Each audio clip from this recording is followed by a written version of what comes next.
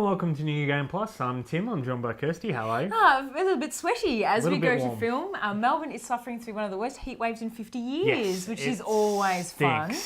And it sucks stinks. too because some game consoles do have a tendency to Yep. overheat. Yep. So And- you've got the PCs of Yes, course. very much. My room is quite the sauna at the moment Yes. with my SLI graphics cards running, and it's heating up the room a lot. But You need to I put an suffer air through it. conditioner in your room.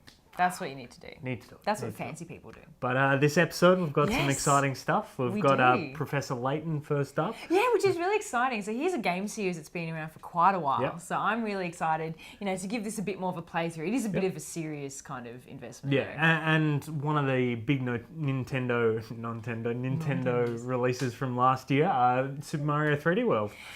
Yes, and this was interesting because it's got a 3DS Yeah. version or a game under a similar name released on Yeah. 3DS, and you actually got it as a like a bonus download, Yeah, like which was really crossplay, cool. yeah. Yeah, and Really so good idea. I'm really excited to see. This is the first kind of big Wii U kind Yeah. of Mario title. See what they do with it. Yeah, and certainly we've got more events coverage. We've got an interview from PAX with Yes. Planeswalker Plus. Yes, for all those Magic the Gathering fans out there.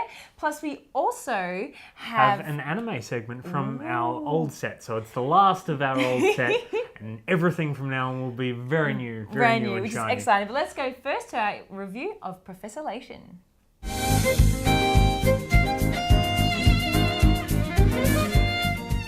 Radio Jason, it's time to get puzzling, it's time to get inquisitive, it's time to get adventurous, and it's time... Adventurous?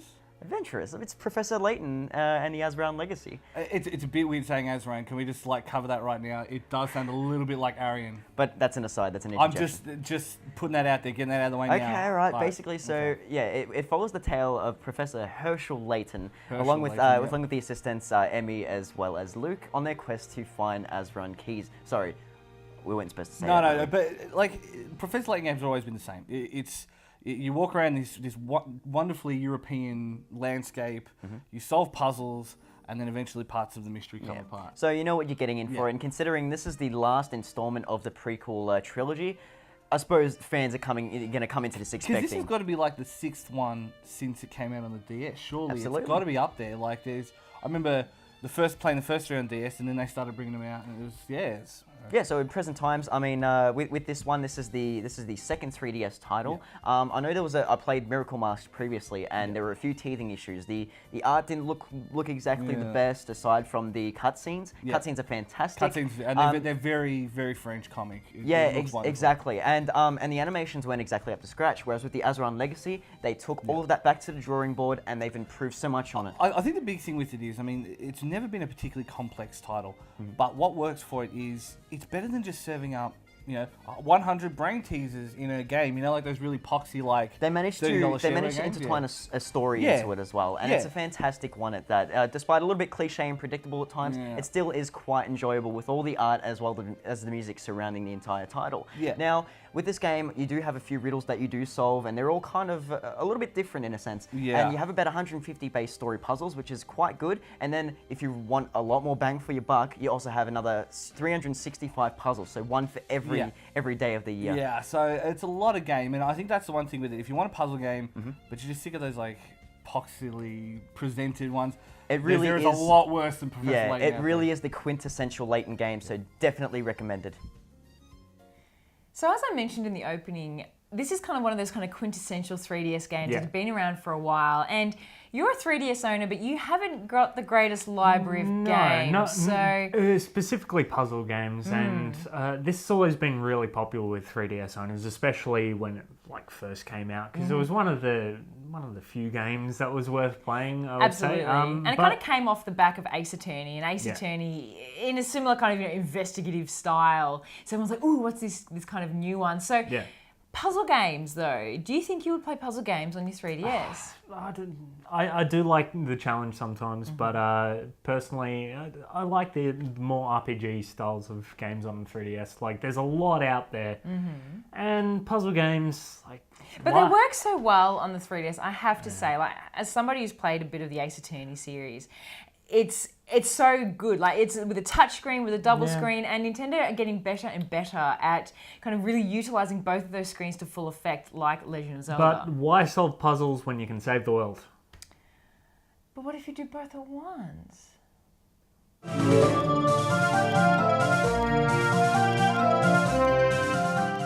if you enjoyed those games like 4 Picks 1 Word that was really popular about 4 or 5 months ago, then you might enjoy Color Mania by Genera SA. And the whole game is you see these, I guess, kind of cartoonized versions of brands in grey and white, and you have to guess what their colours are. Very, very simple. You're shown a picture, you've got a panel of colours, and you have 2 little, I guess, power-ups available to you on the right. So you generally have a panel of 8 colours available to you, and generally you have anywhere between 1 and 5 lives available to you if you don't purchase any in-app purchases. The power-ups themselves are quite useful. The hammer is very easy to come by and simply destroys an incorrect colour, whereas the paintbrush, which is a little harder to come by, chooses one of the colours for you. The puzzles themselves do increase in difficulty by simply having either more kind of colours in the logo or by having more obscure logos. And this is where I guess the big issue for myself comes in. This is a very American game. I should probably have known this from the fact that it was COLOR Mania, but some of the brands are heavily American, and I had literally no idea what they were until I downloaded a cheat guide and found out. The other issue as well does come in, it does push in a bit of this in-app purchasing. I have to wait 25 minutes if I run out of lives. If I get something wrong, if I'm past level 10, which is frankly ridiculous considering I was only waiting a minute a level ago. But look, if you're American and you like these kind of colour games, you'll probably enjoy Color Mania.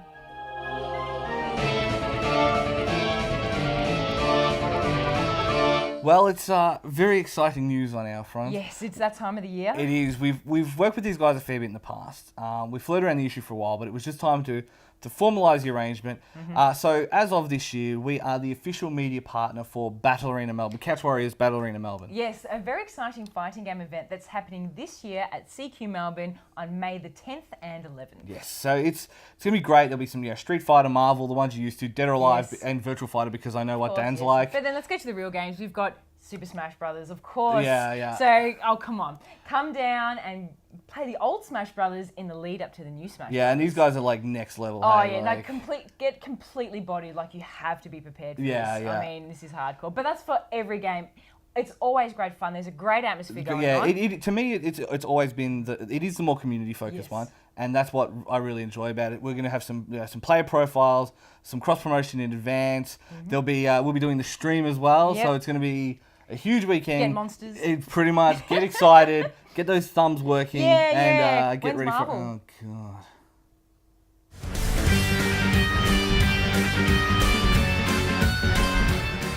The relatively popular PSP game of all things, Hakuoki, has been converted into 3 whole seasons of anime thanks to Hanabi. So we're going to be talking about this rather interesting period drama today. 甘つ風よ時の朝へこの想いはいざよいに The first season of Hakuoki really establishes the main story and the main character. So Chizuru Yukimura has been trying to reach her father and cannot, and as a result is kind of put in a precarious situation and lands under the patrol of the Shinsengumi from the historical Japanese period. And this anime is all about the movements of the Shinsengumi through this historical period with a bit of an occult touch as well. The first season really plants Chizuru in very well and interacts with all the characters, giving everyone the appropriate amount of character development. 幾千の未来よりも一瞬の今を強く生きたい奈落のほとりでさえ Hakuoki Season 2 doesn't revolve around Chizuru so much, but more focuses on the other characters as well as the story surrounding them. Hakuoki being, I guess, a reverse harem PSP game, they need to kind of go through as many endings as possible in one series, so all the other characters get significantly more development. They also touch a lot more on the occult side and go into the explanation of Furies. Furies being, I guess, this kind of berserker style of creature that's formed after drinking the water of life. From there, things kind of go a bit disastrous, but it does all in all have a happy but also very ambiguous ending, which was quite worth watching all the way to the end. 戻れないあの日々を断られていてももう一つだけ残された見つかるとしたら Season Season 3 of Hakuoki is a little bit different because it's a prequel, so it I guess fleshes out all of the other characters and not Chizuru herself. So the main character in this one is Ryunosuke Ibuki. Unlike Chizuru, who's really fit into the story very well and is a central part of the driving plot, Ryunosuke is there to be a camera. He's there for the sake of being there. While it does give the characters a little bit more detail, I personally found this season to be a complete waste of time. If you're a fan of the franchise, then yeah, check it out. And also, check out the rest of Hakuoki. There's some awesome PSP games you can explore. There's a huge culture coming out for it now, and it's only getting bigger and bigger.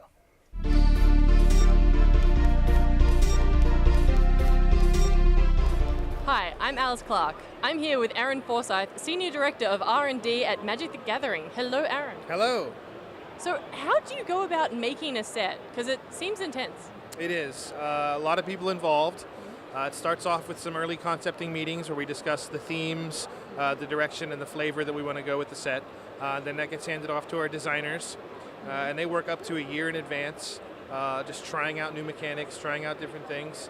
Our creative team gets involved to make sure that they can make a world around whatever it is they've come up with.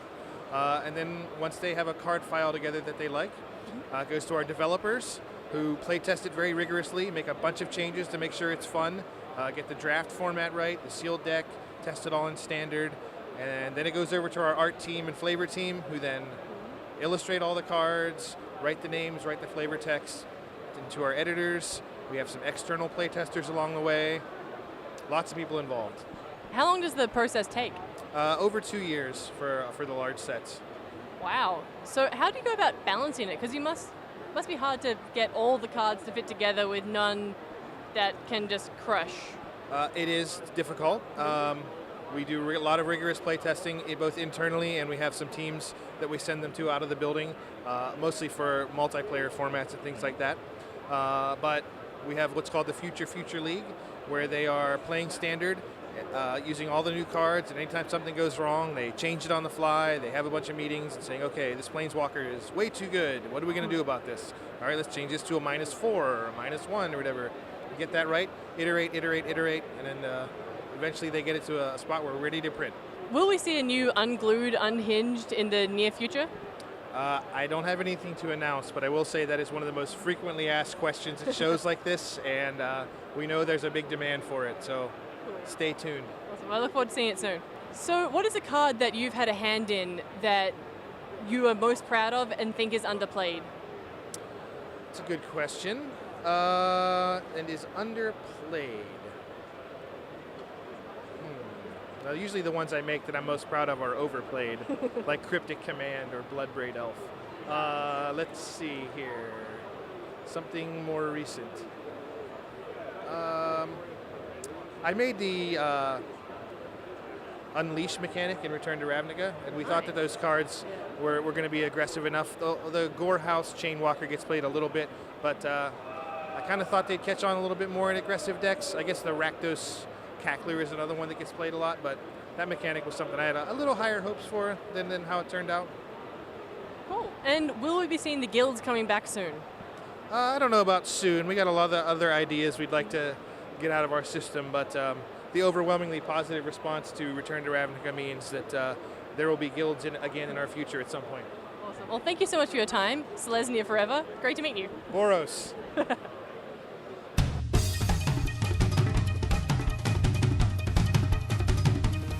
There's very few ways to get me excited about anime game in this world chain. One of those that is pretty much surefire is to say we're making a One Piece game. Anything that's got One Piece in front of it Yeah, at all. so it's like just- I mean I enjoyed Pirate Warriors, which was the Dynasty Warriors Yeah. kind of not rip off but crossover.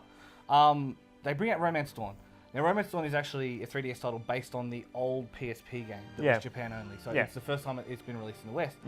And I don't know what to say about it. Like I'm of two minds of it.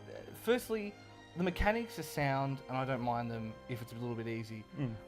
But as an existing massive One Piece fan, I don't enjoy it for the story because I already know the story and it's been told better in the anime. And for new people, what are they gaining from it? Well, the thing is, it is a good game. It has all the game mechanics straight down good. It's like all works out well. There's the whole ring system, which is you can move a certain distance, and if you move out of your rings, you get penalties. Yeah. There's- Which it sounds boring, but it actually works really well, especially for positioning and things like that. but it has all the core mechanics down. Like, the sound's not horrible. No. Music's pretty good. Yep. The voices, you can, yeah. you know, it's not as good as the one, like, anime. Anime. But I think as a person just coming in from it, not watching the show, they're not going to come away with much. But if they're going to, you know, play a good They're game. going to understand what's happened. Yeah. But the cutscenes are literally square boxes with faces. Yeah. With text that you can't fast skip. You Yeah. have to sit there and wait. That sucked the most because I knew all that. I'd actually seen the show, so I knew Yeah, it. yeah. So taking that away, the battle system is great, but I did find the bosses a bit easy. That said, I did grind it into the ground. Yeah, there is, like, I think they have, a level that you're supposed to be when you're getting to that place. If you are that level, it's going to, like, fly through. And If you're not that level, you can actually be in a little bit of trouble. Like, So some of like the any JRPG. yeah, really. exactly. Yeah. You do have to farm. Yeah, but I think, I don't know, I just think the big thing is, it seems like an opportunity missed. It's good to see it finally come out here, but it's still not the One Piece game I wish I had. It doesn't capture the opening at all. No. I had to get on. No. ありったけの夢をかき集め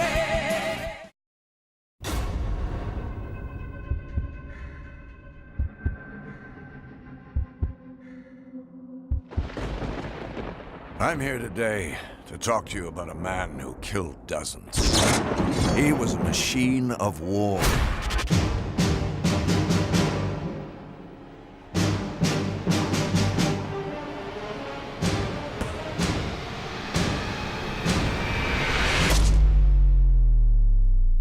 They switched the machine on, and they didn't know how to turn it off.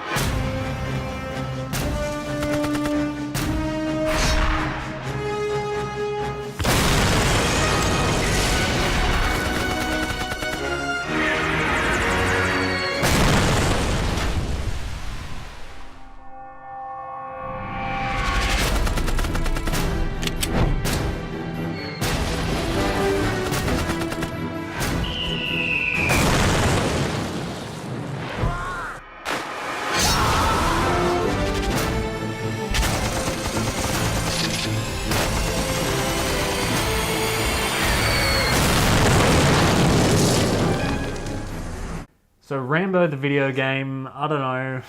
It's I'm a bit baffled by this, but the thing that made me laugh the most was the figurine if you pre-order. It's Yeah. like, I bought one of those figurines 6 years ago. I think they're just getting rid of excess stock because when Rambo 6 came out, they had all Yeah. the stock. So the game also doesn't look like, as in visually, look that great. It looks like an early 360 title. His with hair the, looks really bad. and the face and Like, I I don't think know. the problem is once you've seen The Last of Us, Yeah. it's hard to accept any less, particularly for a game where it's about immersion and the violence of it as well. And But- it's like, Yeah, something that really did pop out was bow and arrow. It's like continuing on from last year with Tomb Raider and Last of Us and all the bow and arrow games.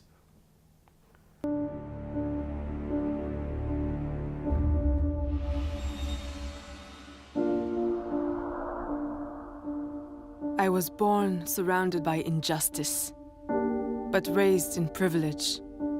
My mother was a slave. My father, a man of opportunity and wealth. When my people were robbed of their humanity, I watched. And when the masters brought tyranny to this land,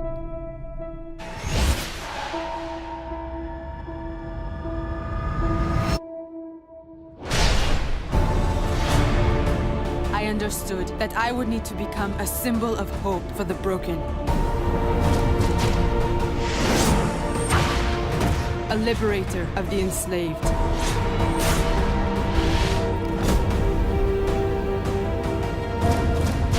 And an assassin who seeks justice for all.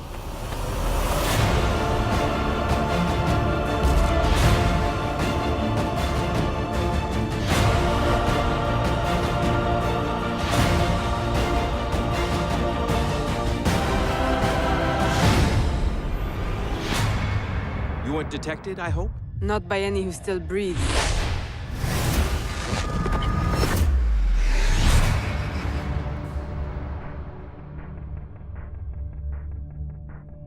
Super Mario 3D World! So they've made this game about this Italian plumber who jumps around this mushroom kingdom. Pretty innovative. So, no, hang on. So someone decided to make a game about an Italian plumber who hangs around like fungi, and that's meant to be some kind of good game. Yeah, I think some Japanese company, Leave Luck to Heaven or something like that. All right, let's just stop the charade and get charade.